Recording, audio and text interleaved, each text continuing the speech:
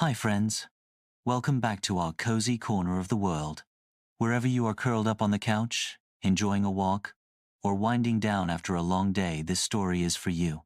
It's a gentle one, filled with quiet moments, a few heartfelt reflections, and maybe a little something you'll carry with you. So let's step into a peaceful little village, where the air smells like blooming jasmine, and life moves just a bit slower. Our story begins in a quiet town called Wren Hill, tucked between soft green hills and lined with cobblestone paths that curved like stories waiting to be told. It was the kind of place where the post office still smelled like ink and envelopes, and everyone knew the name of the baker's cat. In this town lived an older man named Thomas. He wasn't particularly tall or particularly quiet, just the sort of person who blended into the rhythm of things. He wore a navy sweater in every season, always had a bit of flour on his sleeve, and kept a gentle smile tucked into the corners of his beard. Thomas ran the little gardening shop on Elm Lane. Time, Bloom. It was called and had done so for nearly 40 years. People liked visiting Thomas's shop not just for seeds and spades, but for the warmth of his presence. He remembered everyone's favorite flower. He gave away marigold seeds to children, and always added a sprig of rosemary to bouquets. For remembrance, he'd say. But there was one part of Thomas's life he didn't talk about. It sat quietly behind his cottage, a small, ivy-wrapped gate leading to an overgrown garden. No one had seen him open it in decades. Even the children who played nearby knew not to peek through the slats. They called it the secret garden, and whispered that it was filled with magic or maybe ghosts. Only Thomas knew the truth. He hadn't stepped through that gate in 35 years. He had planted that garden once with his younger brother, Peter, back when they were boys, when the world felt endless and summers stretched forever. They'd grown everything: tulips, sugar peas, wild strawberries, even sunflowers so tall they touched the roof. But something happened. Not a big fight, not a terrible tragedy, just one of those quiet, drifting things that happen when pride grows faster than forgiveness, they'd argued, over something silly. And Thomas, being stubborn in the way only brothers can be, had refused to apologize. Then Peter left. The garden had stayed, but Thomas let it go. And slowly, it filled with weeds, tangled roots, and silence. Now, all these years later, Thomas still tended to every garden in town, everyone's but his own. And sometimes, when the wind rustled just right, he'd glance at that gate and wonder what it would feel like to open it again.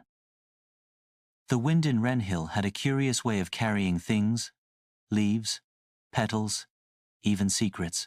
And one soft afternoon, just as the bells in the church tower finished chiming 3 o'clock, the wind carried a pale blue envelope to the front door of Time, Bloom. Thomas found it lying on the mat like a forgotten wish. There was no stamp, just his name, Thomas Renly, written in a familiar, careful hand. He turned it over slowly. His heart skipped. It was Peter's handwriting. For a moment, Thomas didn't move. The world outside the shop continued on. Bees hummed over the window box. Someone across the lane called to their dog, and a kettle whistled from the bakery next door. But inside Thomas's chest, something old and still and aching stirred awake. He opened the envelope with gentle fingers. Inside was a single page. "Dear Thomas," it began, "I was thinking about the garden today, the one behind your cottage. Do you remember how we tried to grow pumpkins too early one year, and they all turned out small and sour? You were so mad, but you still carved a face into every one and lined them up like gods by the shed. I know it's been a long time, longer than it should have been. I suppose we were both too proud, but I miss you. I miss us. If that old garden gate ever opens again, I'd love to help you plant something new. Love, Peter." Thomas read it twice, then folded it carefully. The corner of his mouth lifted, and a breath he hadn't realized he'd been holding slipped quietly out of him. That evening, long after the shop had closed and the sky had turned lavender, Thomas stood in front of the old garden gate. The wood was worn, the hinges rusted, but the ivy still held it like an embrace. He rested his hand on the latch. The gate creaked as it opened, not loud, not dramatic, just a soft sigh, like a story continuing after a long pause. The garden inside was wild. Yes, but not lifeless. Poppies had grown where lettuce once sprouted. Lavender spilled along the path. A single sunflower, tall and defiant, swayed gently in the breeze. Thomas smiled. He didn't rush to clear it all. Instead, he sat on the old bench beneath the crooked apple tree, the same one he and Peter had built from leftover fence posts. In the silence, surrounded by tangled beauty, Thomas realized something. Regret is a quiet thing. It doesn't shout or crash. It simply waits like a garden gate, like a letter, like a brother hoping the door might one day open again. And sometimes, if you listen closely, it arrives on the wind. The next morning, Wren Hill was bathed in the soft gold of early sun. A light mist hovered over the fields, and birds sang like they knew something lovely was about to happen. Thomas stood in the garden behind his cottage, sleeves rolled up, holding a pair of old shears in one hand and a mug of tea in the other.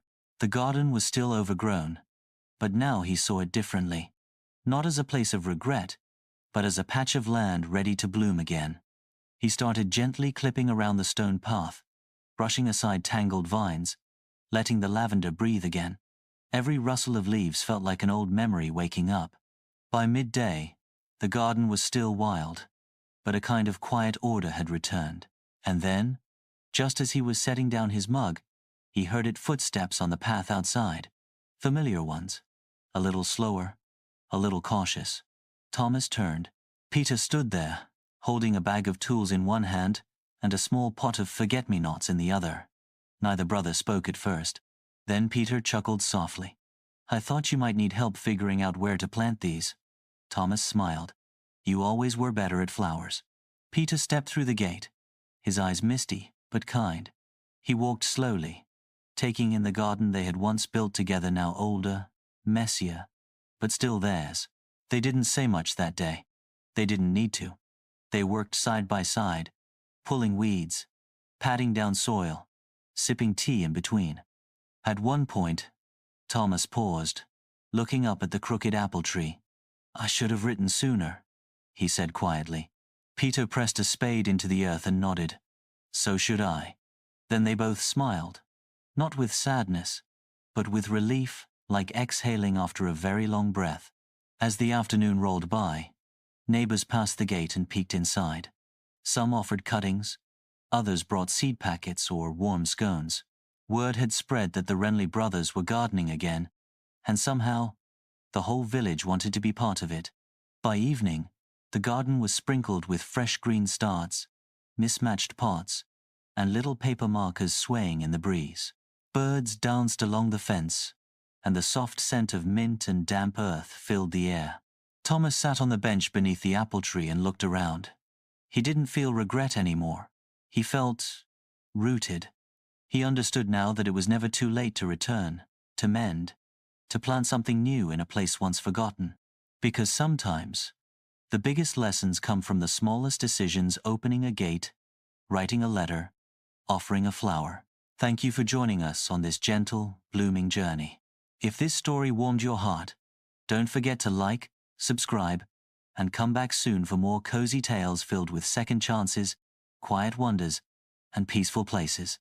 Until next time, may your days be soft, and your heart always open. Come, sir.